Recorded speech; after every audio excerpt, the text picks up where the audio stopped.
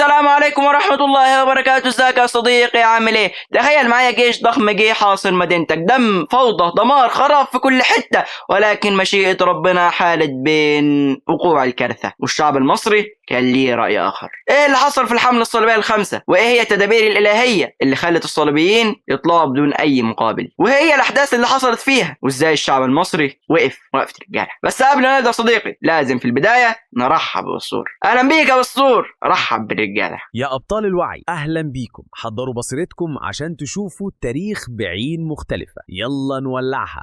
بس قبل ما نبدا يا صديقي ما تنساش اللايك والاشتراك وتتابعنا على قناتنا على الواتساب، الرابط هتلاقيه في وصف الفيديو. ما تنساش تقول لنا رايك في التعليقات وتصلي على النبي. يلا بينا صديقي، يلا بينا. دي مش مجرد قصة، دي لغز تاريخي بجد. الحملة الصليبية الخامسة كانت متجهة لمصر عشان يسيطروا على دمياط ومنها يفتحوا الطريق للقاهرة. كانوا متحمسين متعطشين للنصر وحاسين ان مفيش قوة هتوقفهم، لكن اللي ما حسبوش حسابه ان مصر مش سهلة. وهنا تبدأ الحكاية اللي هنفككها خطوة خطوة. طيب ما تحكي لنا القصة من البداية يا عم بسطور. القصة بدأت في أوروبا سنة 1217. أوروبا كلها وقتها مولعة بفكرة الحملات الصليبية، لكن بعد ما جربوا يهاجموا الشام اكتشفوا ان الموضوع صعب، فطلعوا بخطة أذكى، أو هم افتكروا انها أذكى، انهم يضربوا قلب القوة مصر. الكنيسة والملوك كانوا شايفين ان مصر هي خزينة المسلمين اللي بتمد الشام بالرجال والسلاح. يعني باختصار لو مصر وقعت القدس هتبقى في ايدهم زي لقمة عيش. الحملة دي ما كانتش مجرد جيش عادي، دي كانت أوروبا كلها بتراهن على المفتاح الذهبي اللي هيكسر المسلمين، لكن اللي هم ما حسبوش حسابه ان المفتاح اللي في ايدهم هيولع فيهم قبل ما يفتح اي باب، والمصريين هيروقوهم. ايوه عارفين ان المصريين بيروقوا على اي حد. يلا يا عم كمل نشوف اللي حصل بعد كده.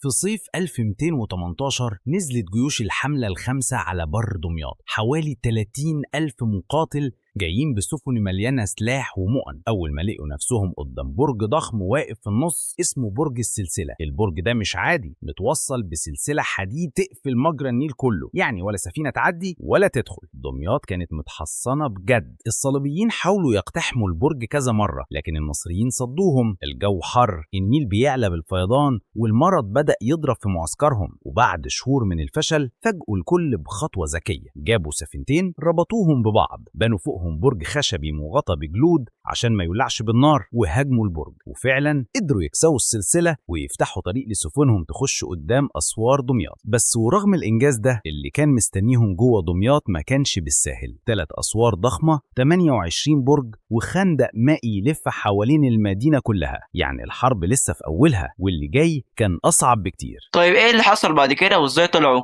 بعد حصار استمر أكتر من سنة ونص، دخل الصليبيين دمياط وارتكبوا أبشع المجازر في حق الأهالي، وخربوا المدينة ودمروا البيوت. السلطان الكامل ابن العادل كان في الوقت ده بيتفرج، كان عايزهم يطلعوا من مصر مقابل القدس اللي سالت من أجلها الدماء، كان عاوز يسلمها لهم بكل سهولة. القدس اللي صلاح الدين وأخوه العادل قعدوا أكتر من 30 سنة بيحرروها ويدافعوا عنها، كان عاوز يسلمها للصليبيين. فعلا الكامل كان اسم مش على مسمى بربع جنيه، لكن الصليبيين رفضوا العرض. لكن مشيئة الله سبحانه وتعالى كانت فوق كل شيء. فيضان النيل بدأ يضرب المعسكرات، والأهالي فتحوا السدود وبدأوا حصار فعلي على الصليبيين. الجيش غرس في الطين والوحل، والمياه كانت بتحاصرهم من كل ناحية. الكامل حس على دمه شوية وجاب جيش وقطع الإمدادات عن الغزاة. الأهالي وقفوا بكل قوة لحد ما الصليبيين تعبوا واتضغط عليهم، وفي النهاية تفاوضوا معاهم ووافقوا يطلعوا من مصر من غير أي مقابل. ألف شكر يا بسطور. يلا كفاية عليك انت.